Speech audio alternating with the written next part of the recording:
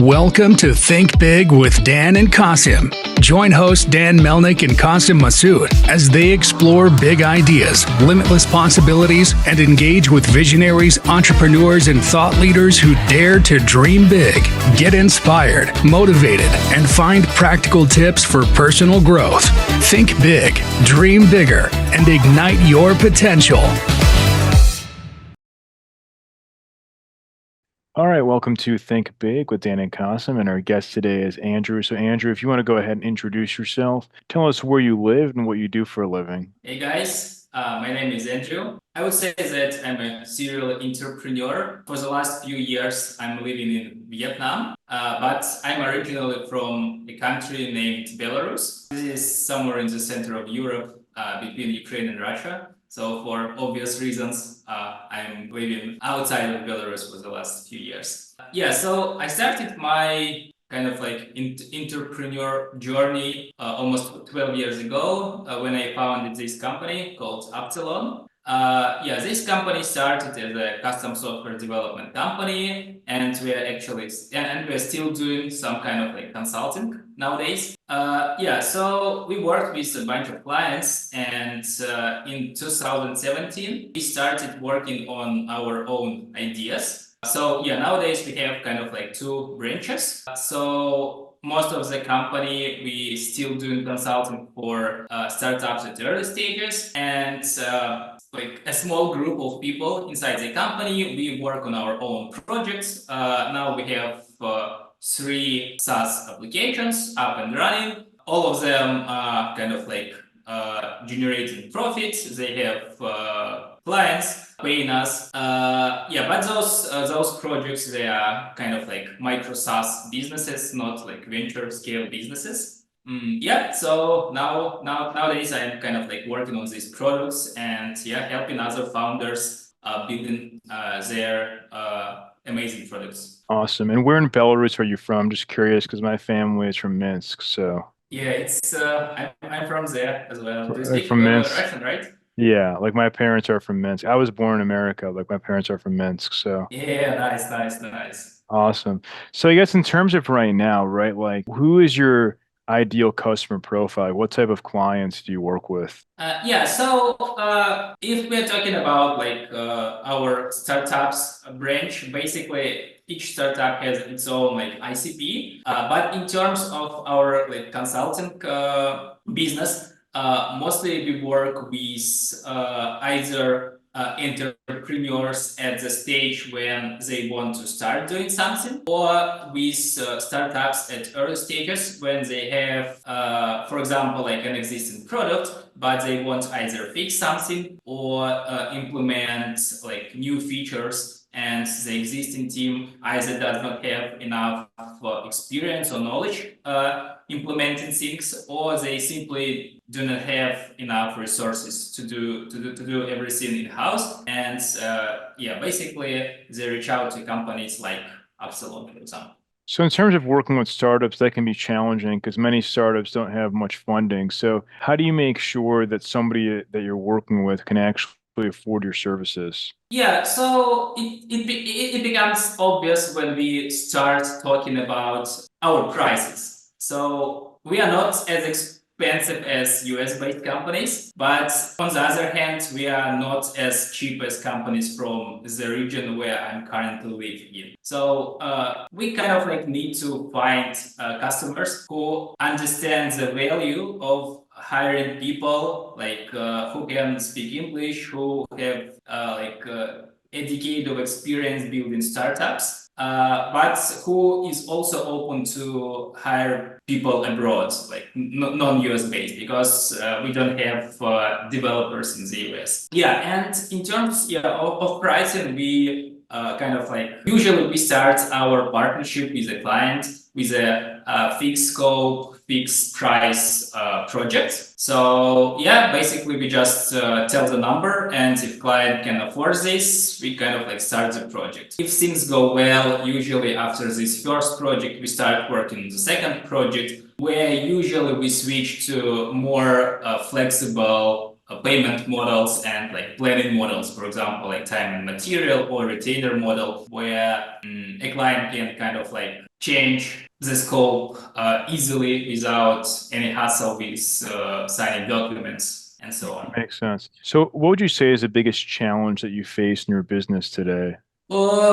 Yeah, so for the last like year and a half, we see that the amount of people raising funds at early stages is decreasing, which like hurts businesses like ours. So this, I would say, is the main challenge for the last like year and a half. Yeah. Other than that, yeah, no other. Well, is that kind of why you've pivoted into more like SaaS products because you saw that challenge? Like, I needed a more consistent revenue stream with the SaaS products. Yeah, this is one of the reasons. But the second reason is basically we want to create this kind of like superior like training loop for our developers. What it means is that when we have a client, we can give our developers to these clients, and they will kind of like use the experience working on their product. And basically, while they are working on this product, they're learning something new. Then they switch to our own product and use this experience on our products, as well as they are still learning how to build like real products. Then they get this experience and go to another client's project. So it's kind of like a loop where when a developer always kind of like inside this like startup culture to be built, yeah, trying to get responsibilities for certain things. So yeah, this is basically, it's kind of like the main reason why we started this. Yeah, maybe it's kind of like 50-50. I mean, like both reasons are important, I would say. So how does your marketing strategy differ when it comes to the SaaS product versus the agency side of the business? Yeah, so basically these are like completely different like landing pages, completely different companies. However, we try to link them between each of them because it's kind of like generates additional traffic. So for example, on our like consulting studio website, we say that we are not a regular consulting company.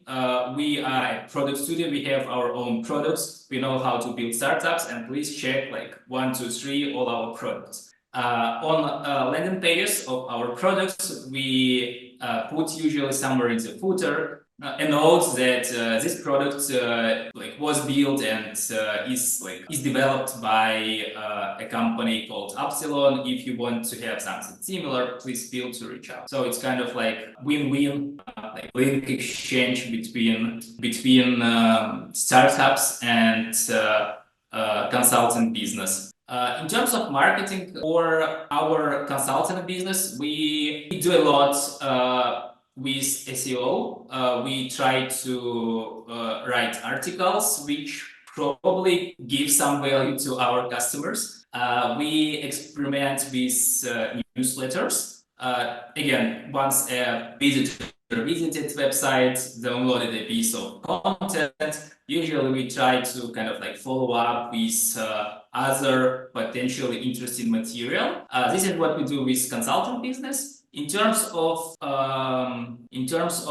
startup business, so all our 3 products, they are inside Slack ecosystem. And as we started like 6 years ago, our first products, they kind of like collected, I would say, like a significant user base of Slack, of companies using Slack and at least trying one of our products. So we use, for example, this email list to promote our other products, trying to convert them, like kind of like pre-sale them other products, because again, all of them are in the Slack ecosystem. Yeah, we also experiment a bit with SEO for startups as well, but as we kind of like have limited resources, it's kind of like only on the second place after the consulting business. So when we have kind of like a good ideas which we can implement really fast, we do that. Other than that, basically no marketing at all, rather than just like describing the product on the landing page. For sure. So do you do like cold email, for example, or like LinkedIn outbound or things like that as well? Yeah, so our experiment with outbound started maybe a year and a half ago, and I would say that it didn't work for us in a way as I expected. We tried like various strategies. We tried like with cold calling people, trying to kind of like teach or train our SDRs, calling random people, try not to make them angry from the first sentence and try to continue this conversation. We experimented with like cold email campaigns, but I think that in the next year we're gonna stop doing this because it's kind of like, I would say that you either should really understand what you're doing. I mean, like having a sales leader in your company who did it before for years, who understands the market, can probably like sell sand in the desert, or you should not do it at all because like doing like these things like on average level does not bring you enough revenue to cover all the expenses, at least for us. So yeah, I think that starting from the next year, we will fully switch to outbound because this is where we see kind of like real results. So you're saying that LinkedIn and cold calling didn't work, but you're going to focus, or so email and cold calling didn't work, but you're going to focus more on LinkedIn or Twitter, for example. Yeah. What works sometimes is like just random comments at random posts in Facebook or LinkedIn when people kind of like trying to find help, have questions. You just randomly jump in with your reply, and sometimes it's kind of like converts to a video call first, and from video call it's kind of like becomes a like weekly, monthly sync up calls, and sometimes it's converts to paid projects. For sure. So obviously 2023 is wrapping up. So for 2024, in terms of goals, like where do you want to be at, even in terms of revenue, if you can share by a number or percentage, like, where you want to be from this year to next year? Yeah, so I don't want to share the numbers, but I like the next year, I hope that we will get to the results we had a year before. Because this year was a hard year for us, because in the end of the previous year, we lost one of our like, bigger customers. Yeah, that's why the whole year we were trying to kind of like, how to say, kind of like restructure the way we find clients, we deliver projects. Yeah, because whenever you work for a long time on one project, you kind of like, I don't want to say that you become lazy, but you kind of like become like less adaptive. But when you kind of like lose this client, you need to start kind of like doing things really fast, trying to find new business. Yeah. So I would say that the goal for the next year is to kind of like back to the numbers we had a year ago. So you're saying your 2024 goal are to bounce back 22 because 23 was a step down. Yeah, right. So what would you say is like the biggest obstacle for you to, from where you're at now to at least bounce back, if not more, to 2022 numbers? I would say that the current experiments which we are running with our outbound marketing is our biggest bet as of right now. Because like for the last 2 years, we were investing a lot in our like marketing. We kind of like wrote more than like 100 articles, and we grew our monthly visitors maybe 10 or 15 times. So we kind of like reached this 10K unique visitors per month mark. So now it's kind of like a good time to start converting them in potential clients. So my biggest bet is on this inbound marketing activities, which we gonna start doing soon. So do you like collect emails when somebody visits your website? Like how do you make sure that whoever's visiting, you can engage them, A, and B, that they're actually a prospect to actually work with you in the future? Yeah. So we collect emails. Usually it works in the way that someone lands on our article in our blog, and after some time spending on this page, I think we show a pop-up banner whenever a person read at least half of the article and spent at least like 30 or 40 seconds on the page just to kind of like skip people who just like randomly clicked the page. Yeah, we provide them a few PDF lead generators which we created for them in exchange for the email. And basically, this is where I would say everything stops, because now we use the email to start selling them immediately. For example, they download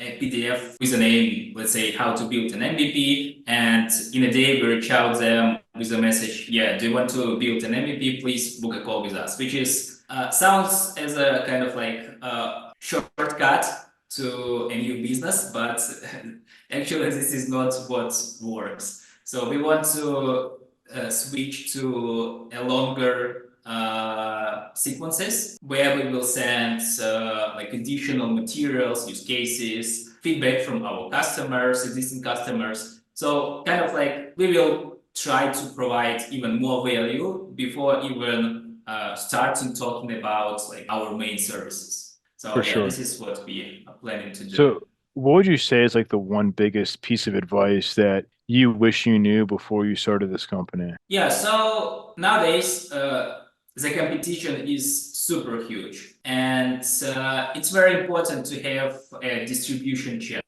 Whether it's your website or your personal brand. Yeah, maybe like personal brand is even better if you kind of like a person with dozens, thousands of followers. It is easier for you to sell like anything you want to sell rather than to a person without like a community. Yeah, so distribution channel is something which differs like great companies from like average companies. So yeah, my advice is to before you start your business, any kind of business, it's not only related to service type business. It's also relevant for SaaS business or any kind of business, I would say.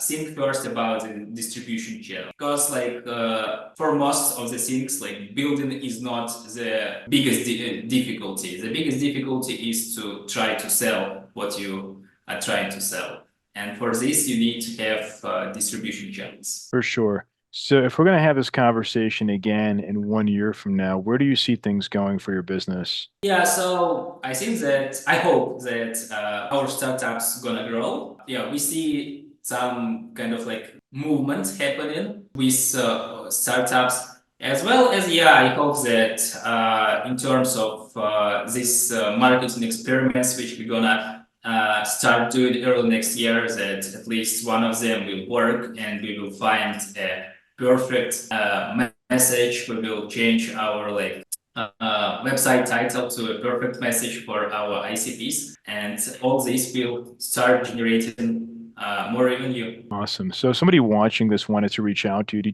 you mind sharing your company website or social media, just best ways to get in contact with? Yeah, so our website is epsilonit.com. You can go to this website, and from there, probably the right ton of places there where we highlight our contacts information. So if you're on this website, you will find a way to contact with me or with our team. Awesome. Well, Andrew, thank you so much for your time today. Yeah, you're welcome. It was nice talking to you. Likewise. All right. Bye.